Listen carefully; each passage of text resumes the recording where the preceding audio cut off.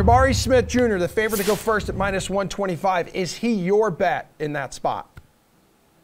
Yeah, that's the best prospect in this draft by a wide margin, in my opinion. And I think the only reason that that price hasn't completely reflected it yet, even though he's the odds-on favorite, is because of the allure and, you know, what Chet Holmgren is supposed to be. He's good. He's like, you know, Kristaps Porzingis type of prospect with, you know, more point guard type of skills, which is very rare. But we haven't seen him put much of it together yet. And with Jabari Smith, who is the same age, a freshman coming out of Auburn, we've seen him put his game together as like an elite jump shooter, go-to scorer that has some flashes of Jason Tatum, Evan Mobley type of prospect in his game. So regardless of who won this pick, I thought it was going to be Smith unless something really weird happened. And now I feel more confident about that. So I bet Jabari Smith at even money prior to the lottery, and I've bet him at -125 since. That's the best prospect in this draft, and Orlando would be silly not to take him. All right, Collin, do you agree there? Chat +150 to be the first overall pick. And we're hearing the word unicorn being thrown around a lot with this kid. Yeah, I like Chet a lot. I went to the West Coast Conference Championship this year and got to see him in person. Couple glitches in his game, but you know what? He's just a kid. He's 19. I really like his ceiling. But I agree with Julian. Jabari Smith's probably the best guy to take, which is why Orlando won't take him, because they're going to take a reach and they're going to go with Holmgren. Now, look at the front office for the Orlando Magic. Jeff Weltman, who is not exactly young.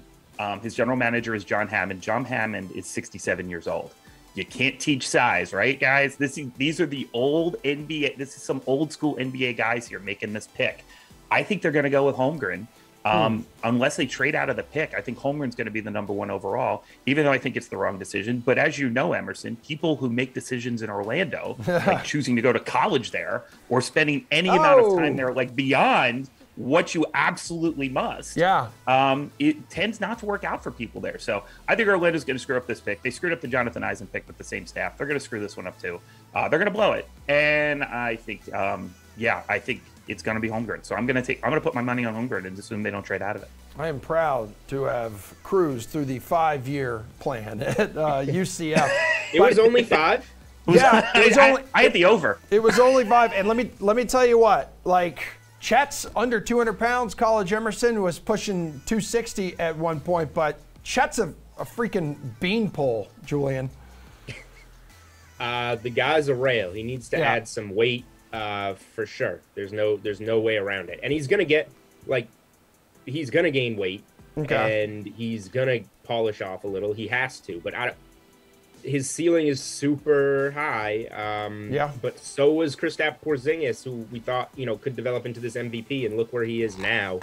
I don't know. I think Orlando has screwed up so much that they can't keep screwing up quite as much, and they have Jonathan Isaac, who can kind of fill a Holmgren type of role. I think they need to go with more of a sure thing here, and Smith fits that wing. Like, they have Wagner and Isaac around him. They have the guards and Suggs and Anthony. Like, we'll see how that all comes together.